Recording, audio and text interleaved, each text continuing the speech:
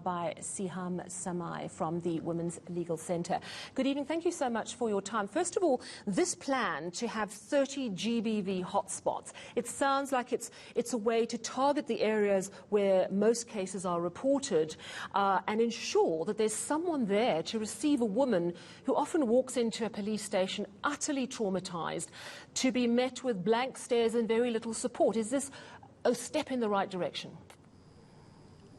I'm going to welcome, what the minister has highlighted in terms of identifying the 30 hotspots. But I have to admit that this is not something new.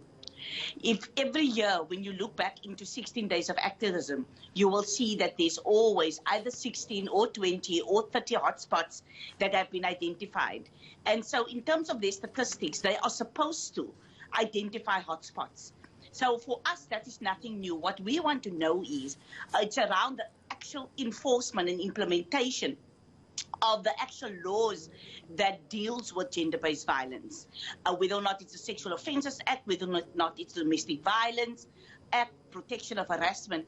And I think that the challenge that we do have is that we need to be able to ensure, and this is what the minister is not saying, yes, you can have a desk, but we need to promote a victim-centered justice system. And what does that mean? It means that women at the end of the day need to be empowered to be able to take matters through the particular justice system. And how do we reduce secondary victimization? And how do we, and also in addition to that, we need to know, has this process been costed and resourced as well as then being implemented? Because at the end of the day, every year during 16 days of activism, there will be 16 hotspots that is identified. What we want to see is what has happened in relation to those 16, for example, hotspots.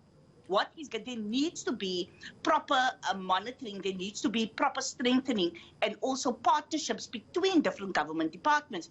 So what we would like to know from government is, or at least from SAPS, how are you going to work with, for example, the NPA, the Department of Social Development, etc., because to be able to deal with the scourge of gender-based violence, and also to ensure that there is prevention and that there is a reduction in the amount of GBV that is being reported, or even those that are not reported, because we all know that there is a lot of matters that are still not being reported. Absolutely. Those are the matters that we need to know. And so what the minister has told us, and I mean, it's very sad to see all the SAPS police officers and, that have contracted COVID. But what we need to know also then, what are they putting in place to ensure that that is reduced? It is not tell us. Sure. This is what happened. It was over a year ago with the death of Uyinene Mrwetyana, and every now and then there are these awful cases that particularly rise to the public attention. We know that GBV is reality every single day in this country, sadly. It seems that the commitment is there. I mean, just listening to what the President said to the UN, he says, South Africa is proud to be a member of the UN's Generation Equality Campaign, has prioritised the eradication of gender-based violence and femicide. At a continental level, we're working to finalise and adopt an AU Convention on Violence Against Women during the course of this year. Now, I think it was over a year ago that the President was already saying all the right things. Are you telling me you have seen no real shift in how traumatised and abused and hurt women are dealt with when they get into the police structures? Or have you seen some progress?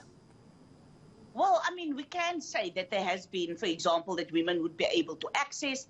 Also with regard to, for example, during the lockdown period, there has been possibly a focus, because there was a direction that came from the President, also in terms of the minister.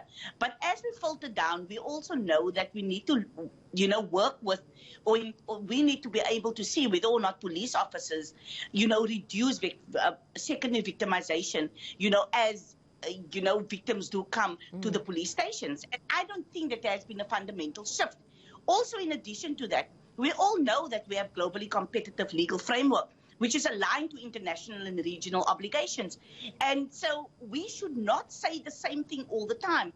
We know that there's a duty to take positive measures to respect and promote, the Bill of Rights, and actions calling upon, government to be able to ensure that there's gender sensitive as well as effective measures put in place. Now, we want to know, what is that? What are those measures? Don't tell us that there are just 30 hotspots. We need to know more than just a help desk. We want to know in terms of the numbers, in terms of whether or not there's going to be additional staff that is going to be given, in terms of those particular hotspots. We need to be able to know, what support is going to be given in terms of the victims.